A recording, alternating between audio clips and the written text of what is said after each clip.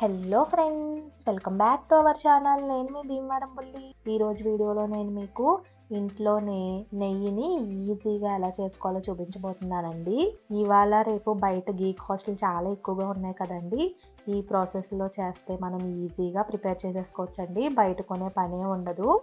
అసలే మన తెలుగు వాళ్ళకి పప్పు, ఆవకాయ, నెయ్యి లేనిదే ముద్ద దిగదు కదండి. మరి సో లేట్ చేయకుండా ప్రాసెస్ ఏంటో చూసేద్దాం. దీనికోసం ముందుగా పెరుగు మీద మీగడని ఒక వారం 10 రోజుల పాటు తీసి ఫ్రిడ్జ్లో స్టోర్ చేసుకోవాలి. దీనికి ఒక టిప్ చెప్తానండి. మీరు పెరుగు అనేది ఫ్రిడ్జ్లో పెట్టుకుని తర్వాత మీగడ తీస్తే కనుక ఎక్కువ మీగడ అనేది ఫామ్ అవుతుందన్నమాట. మీరు కావాలంటే పాల మీద మీగడనైనా యూస్ చేసుకోవచ్చు, కానీ అది కొద్దిగా తక్కువ రోజుల పాటు నిల్వ ఉంటుంది. అలాగే పెరుగు మీద మీగడతో చేస్తే వచ్చే అంత టేస్ట్ ఈ పాల మీగడకైతే రాదండి.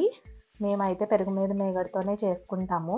ప్రాసెస్ స్టార్ట్ చేసే ముందే మీగడని ఫ్రిడ్జ్లో నుంచి తీసి బయట పెట్టుకుని రూమ్ టెంపరేచర్కి వచ్చాక నీళ్ళని అడ్జస్ట్ చేసుకోవాలండి కాలాన్ని బట్టి.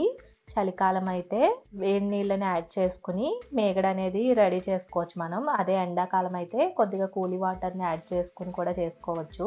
తర్వాత దీన్ని మజ్జిగ కవ్వంతో కానీ లేదా విస్కర్తో కానీ బాగా చిలుక్కోవాలండి.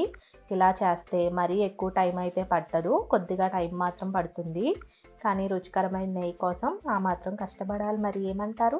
ఇదిగోండి, వెన్నపూస అయితే ఇలా రెడీ అయిపోయింది. చూడండి, ఇలా మొత్తం వెన్నపూస అంతా మజ్జిగలో ఇలా తేలాలన్నమాట.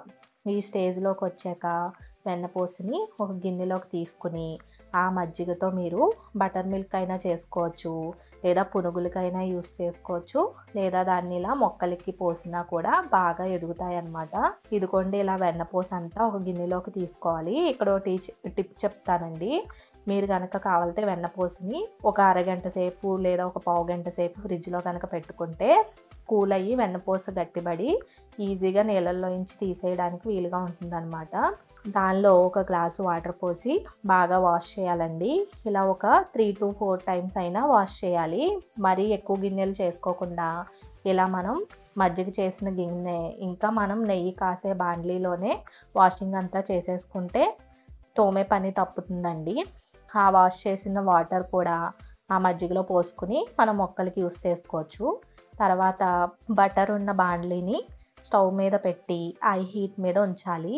దీనిలోనే సువాసన కోసం తమలపాకులు వేసుకున్నాను.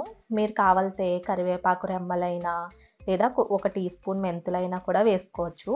ఇలా వేయడం వల్ల నెయ్యి స్మెల్ అనేది చాలా బాగుంటుందన్నమాట.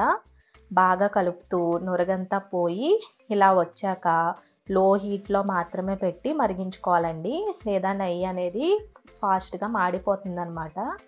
నెయ్యి కాస్తున్నప్పుడు మాత్రం ఇల్లంతా మంచి సువాసన వస్తుందండి. ఇదిగోండి, ఫైనల్గా అయితే ఈ కలర్లోకి వచ్చి మంచి అరోమా వస్తుంది. అప్పుడు మనం నెయ్యి రెడీ అయిపోయినట్లే అని స్టవ్ ఆఫ్ చేసుకుని పూర్తిగా చల్లారనివ్వాలి.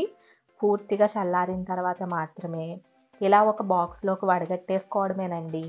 దీన్ని మీరు బాక్స్లోనే బయట పెట్టుకుని ఉంచుకోవాలండి. దీన్ని ఫ్రిడ్జ్లో మాత్రం స్టోర్ చేయకూడదు. ఫ్రిడ్జ్లో స్టోర్ చేయడం వల్ల నెయ్యికి ఉండాల్సిన న్యాచురల్ ఫ్రేగ్రెన్స్ అనేది పోతుందన్నమాట. మీరు కూడా ట్రై చేసి మీకు ఎలా వచ్చిందో కామెంట్ చేయండి.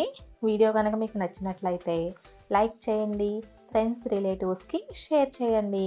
అలాగే మరిన్ని ఇంట్రెస్టింగ్ అండ్ టేస్టీ రెసిపీస్ కోసం సబ్స్క్రైబ్ టు భీమవరం బుల్లి.